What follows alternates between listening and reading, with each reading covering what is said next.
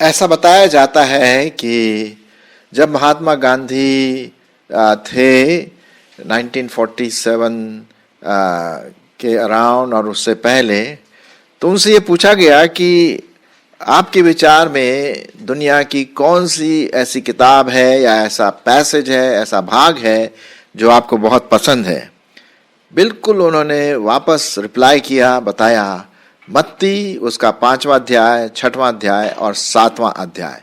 मत्ती उसका 5, 6 और 7 अध्याय। इसको हम पर्वतीय उपदेश के रूप में भी जानते हैं। और गांधी जी ने यह कहा था कि यदि विश्वासी क्रिश्चियन लोग अगर इसको प्रैक्टिस करें तो बहुत कुछ बदला जा सकता है। बहुत अच्छी बात कही उन्होंने।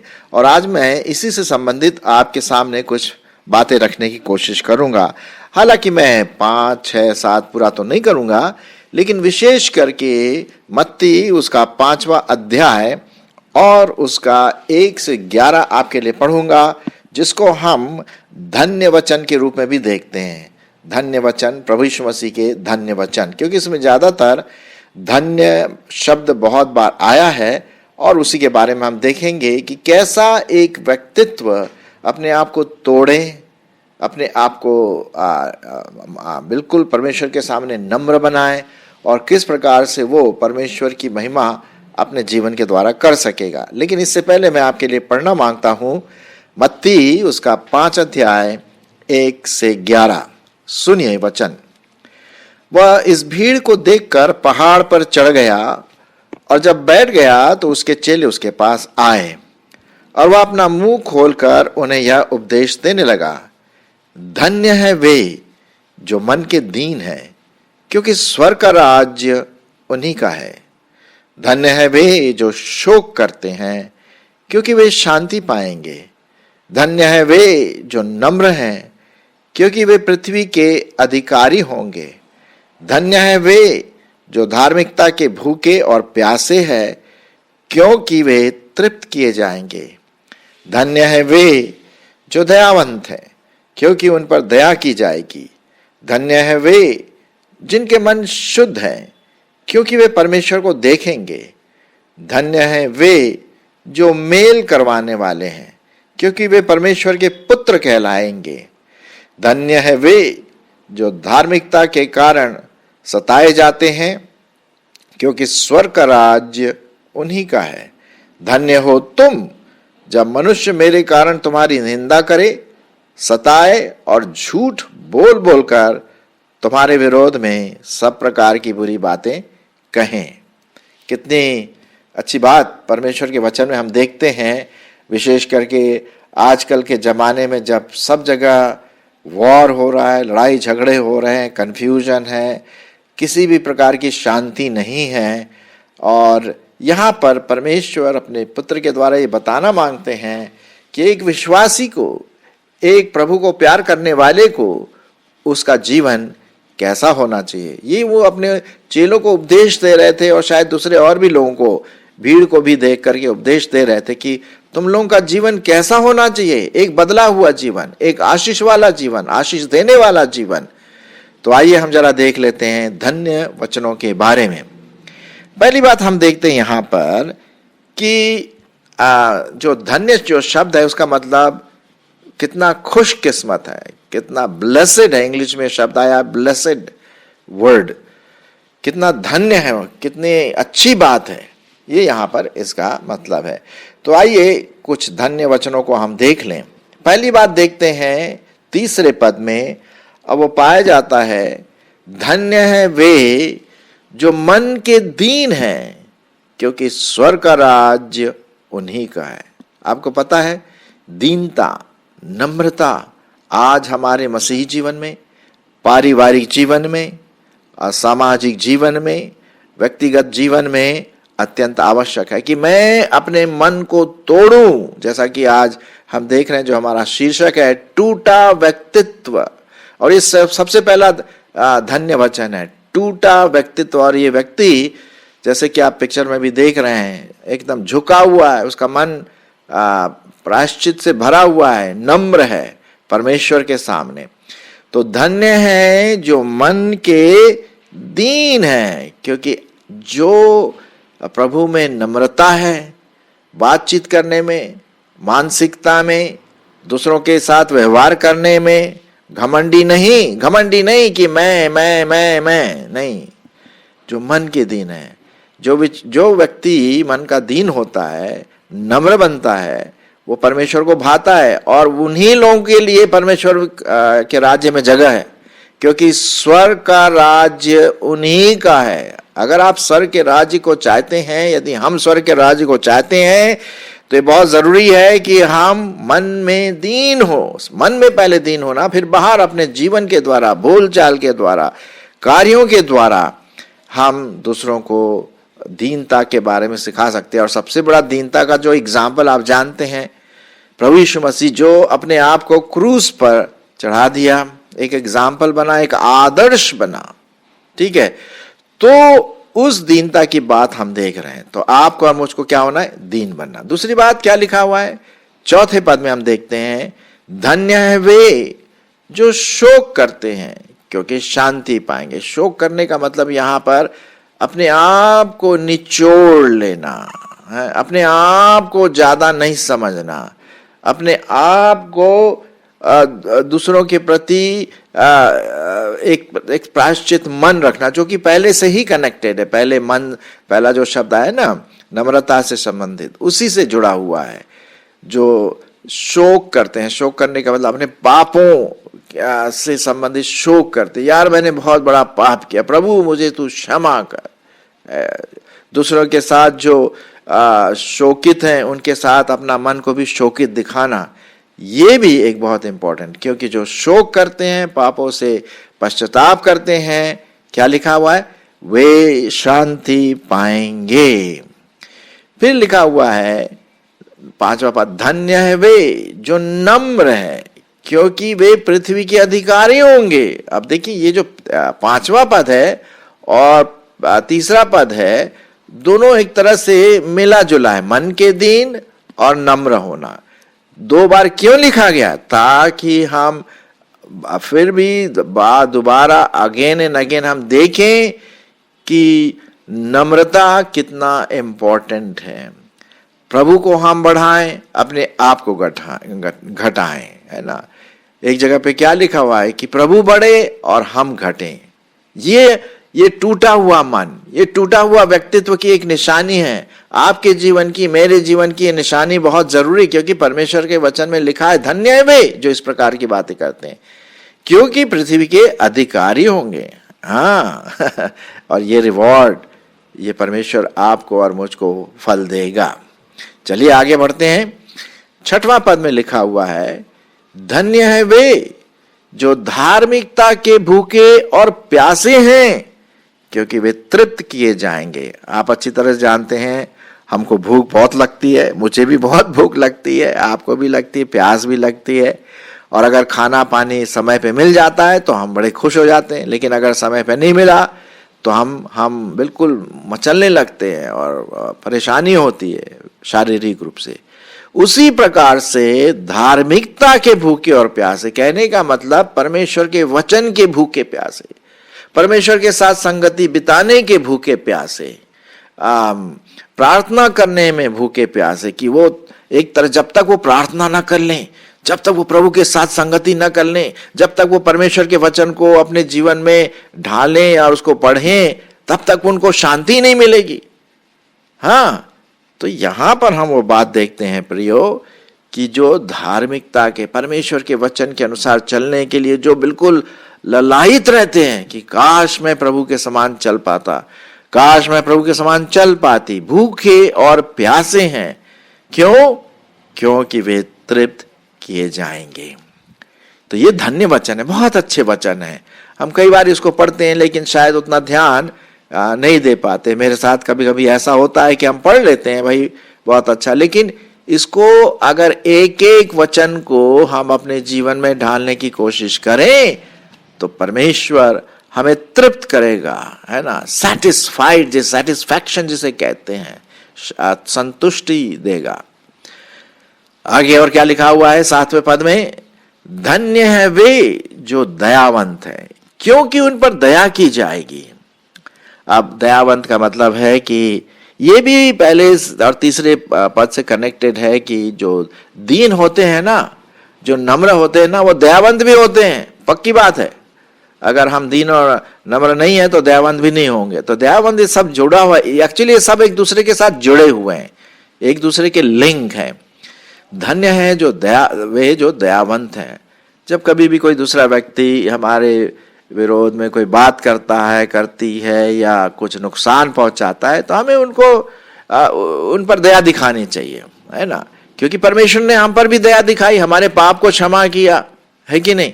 हाँ, नहीं तो हम तो स्वर्ग ने कहा नरक में जाने वाले थे। ये तो परमेश्वर का दयालु स्वभाव कि उसने हम पर दया की। तो जिस प्रकार परमेश्वर ने हमको दयावंत दिखाई अपने जीवन के द्वारा, उसी प्रकार से मैं भी दूसरों को दयावंत बनूं, दूसरे के लिए आशीष का मैं कारण बनूं। ठीक है, तो भाई दया दिखाना बहुत बहुत जरूरी है। अच्छा, उसके बाद 8वां पद हम देखते हैं, धन्य है वे जिनके मन शुद्ध हैं, क्योंकि वे परमेश्वर को देखेंगे। अब अगर मैं आपसे पूछूं, भाई आप परमेश्वर को देखना मांगते हैं? तो हाँ भाई, क्यों नहीं, कौन नहीं देखना मांगता। सब लोग बोले यार हमें भी परमेश्वर को दिखा दो। एक व्यक्ति ने मुझसे कहा मुझे परमेश्वर को दिखा दो, मैं अभी विश्वास करता हूं। खैर, मैं तो भाई परमेश्वर कहां से देखूंगा, दिखा सकता हूं, क्योंकि परमेश्वर आत्मा है। परमेश्वर कौन है? आत्मा है, पवित्र है, और वो सर्वशक्तिमान, सर्वव्यापी, और ये बातें उसके जीवन में पाई जाती हैं। तो लेकिन जिसके मन शुद्ध हैं, प्योर हैं, पवित्र हैं, कोई उसमें गिला और शिकवा कुछ भी नहीं है, वो व्यक्ति एक दिन परमेश्वर को देखेंगे। वो कहां पर देखेंगे भाई? वहां स्वर्ग में मिलेंगे, स्वर्ग में देखेंगे। अरे साहब, तब तो बल्ले बल्ले की बात होगी, तब हम देखेंगे। लेकिन इसके लिए हमारा मन, क्योंकि आजकल जब देखते हैं ना मीडिया में, टीवी में, इंटरनेट में, और आपके मोबाइल में, वीडियोस में कई प्रकार के अश्लील चित्र आते हैं, और यौन से संबंधित कुछ ऐसी बातें हैं जो मन को एक प्रकार से पाप के लिए विचलित करती है।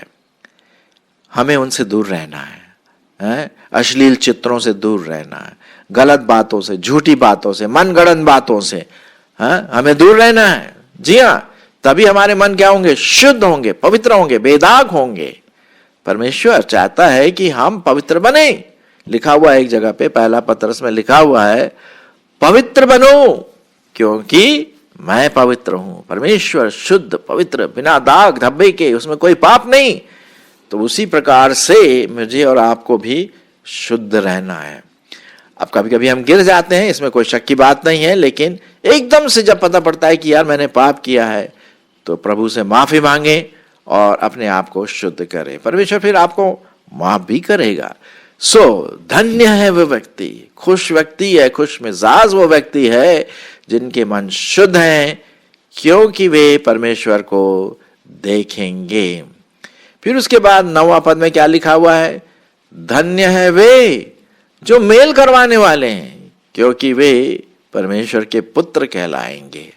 आप जानते हैं आजकल दो गुटों में, दो कम्युनिटी में, दो देशों में क्या हो रहे हैं? झगड़े हो रहे हैं। वो एक दूसरे को मार पीटने के लिए तैयार रहते हैं, गाली गलौज, और कभी कभी हथियार भी चला देते हैं। बहुत दुख की बात है, ऐसा हो रहा है हमारी आंखों के सामने। आपने भी देखा होगा, न्यूज में देखा होगा। उदाहरण के लिए आजकल वो रूस और जो यूक्रेन है उनके बीच में जबरदस्त हो रहा है। कितने लोग बिल्कुल बेचारे जो अनजान है जिन चीजों से मारे गए, 1000 हजारों लोग बेघर हो गए, हजारों लोग मारे गए। क्या ये परमेश्वर को भाता नहीं? मेल करवाना है। दो चर्च मेंबर्स के बीच में कभी कभी झगड़ा हो जाता है, कलीसिया के लोगों के बीच में झगड़ा हो जाता है। तू अपने आप को क्या समझता है? आप और मैं मेल करवाने वाले बने। अरे भाई सुनो, ऐसा ना करो, हम प्रभु के लोग हैं, हम क्यों बातचीत में, आपस में बातचीत करो और सब छोड़ दो।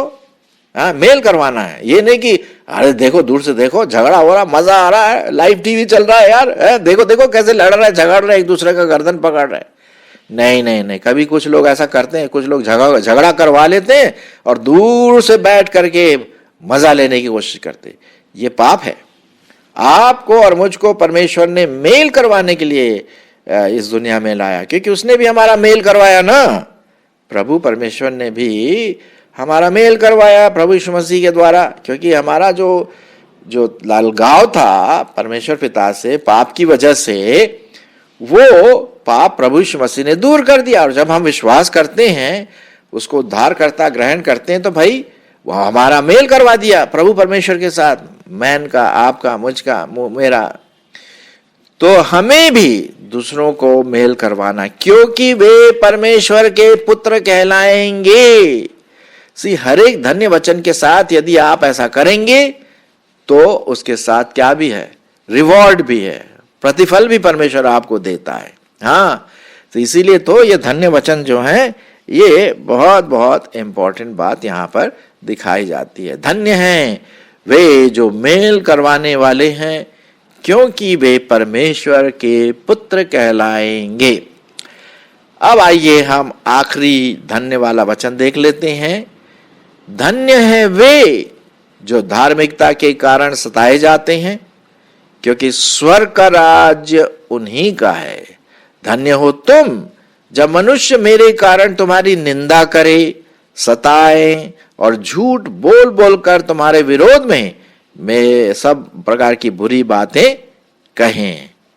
आनंदित और मगन होना, क्योंकि तुम्हारे लिए स्वर्ग में बड़ा प्रतिफल है, और इसलिए कि उन्होंने उन भविष्यवक्ताओं को जो पहले से थे इसी रीति से सताया था। मैंने 12-13 पद भी पढ़ लिया। तो यहां पर हम देखते हैं, धन्य है वो व्यक्ति जो प्रभु के कार्य में जब करता है या करती है तो वो सताए जाते हैं। प्रभु यीशु मसीह ने कहा, मेरे नाम के कारण लोग तुम्हें सताएंगे, तो यातनाएं देंगे, और हो सकता है जेल में भी डालें, या कुछ लोग को इस दुनिया से निमिटा दें, कोशिश करें। तो ये सब होता है, आप जानते हैं, चारों तरफ हो रहा है। विश्वासियों के प्रति अटैक हो रहे हैं जो प्रभु के लोग हैं सच में। तो हम धन्य हैं कि जो धार्मिकता के कारण क्या होते हैं, सताए जाते हैं। अगर सतावट आपके जीवन में आता है, चाहे वो सतावट दूसरों से आए, कलीसिया से आए, पारिवारिक लोगों से आए, समाज से आए, किसी से भी आए, हमें सहना है। क्यों? क्योंकि जो लोग ऐसे सहते हैं वे धन्य व्यक्ति हैं, क्योंकि स्वर्ग का राज्य उन्हीं का है। आपको पता है, जो स्टीफन था, स्टीफनुस, जो पहला शहीद कहलाया गया, लोगों ने उसको सताया। ये हम पढ़ते हैं प्रेरितों के काम और उसके 6-7 में ऐसे पढ़ते हैं कि लोगों ने उसको मारा, पीटा, पत्थरवाह किया, और जब तक वो पत्थरवाह करते रहे, जब तक कि वो मर नहीं गया। और वो जब वो मरने वाला था, उसने कहा, मैं स्वर्ग को खुला हुआ देख रहा हूं और प्रभु यीशु मसीह को दाहिने हाथ में, परमेश्वर के दाहिने हाथ में बैठा देख रहा हूं। वो खड़ा हुआ प्रभु यीशु मसीह उसको लेने के लिए। तो स्वर्ग का राज उन्हीं का है। तो मेरे प्रियो, जब भी दुख, मुसीबत, यातनाएं, सताव और इस प्रकार की बातें आती हैं, तो मसीह के कारण, पाप के कारण आती है, तो भाई ये तो आपकी जिम्मेदारी है, वो तो बात अलग है। लेकिन अगर मसीह बनने के लिए, मसीह का काम करने के लिए लोग आपको सताएं, आप और मैं धन्य हैं। तुम्हारी निंदा करेंगे, सताएंगे, झूठ बोल बोल कर तुम्हारे विरोध में सब प्रकार की बुरी बातें कहेंगे, बोलने दो। वो अगर बोल दिया ना, या कि जेल में भी डाल दो भाई। हमारा जो जीवन है वो इस पृथ्वी में कहाँ है, ये तो थोड़े समय का है, एक दिन जाना है वैसे ही। लेकिन हम अंत तक धीरज धरे रहें तो हमें क्या मिलेगा? जीवन का मुकुट। प्रकाशित वाक्य में इस प्रकार से लिखा हुआ है, और इसीलिए लिखा हुआ है 12वें पद में क्या लिखा है? आनंदित और मगन होना, क्योंकि तुम्हारे लिए स्वर्ग में बड़ा प्रतिफल है, इसलिए कि उन्होंने भविष्यवक्ताओं को जो तुमसे पहले थे इसी रीति से सताया था। जितने जो पुराने नियम के भविष्यवक्ता, उनको भी बहुत सताया, और क्या बोलते हैं, अपोस्तल पौल को भी सताया, पौलुस को भी सताया, और साधु सुंदर सिंह को भी सताया, जो प्रभु के लोग थे। आपको और मुझको शायद सतावट मिल रहा होगा, मुझे तो खैर उतना नहीं है, लेकिन शायद आप में से कोई ऐसे व्यक्ति होंगे जो उल्टी सीधी बात, समाज आपके विरोध में, परिवार आपके विरोध में होगा। कोई बात नहीं, धन्य, प्रभु का धन्यवाद करो, प्रेज द लॉर्ड। परमेश्वर, आप उनको आशीष दें परमेश्वर की तरफ से, भाई तुम्हें करना करो, लेकिन हम तुम्हारे लिए प्रार्थना करेंगे। तो क्या है, आप प्रभु के लिए सताए जा रहे हैं, आपके लिए बड़ा भारी प्रतिफल है। तो आज हमने देखा वो धन्य वचन, टूटा हुआ मन, टूटा व्यक्तित्व, यदि हम नम्र रहें प्रभु के सामने और इन सब बातों को करें, तो परमेश्वर का जो प्रतिफल है वो जरूर आने वाले समय में और विशेष करके स्वर्ग में हमारे लिए बहुत आयत रूप से है। सो आइए इन धन्य वचनों को पढ़ें, मनन करें और इसको अपने जीवन में ढालने की भी कोशिश करें।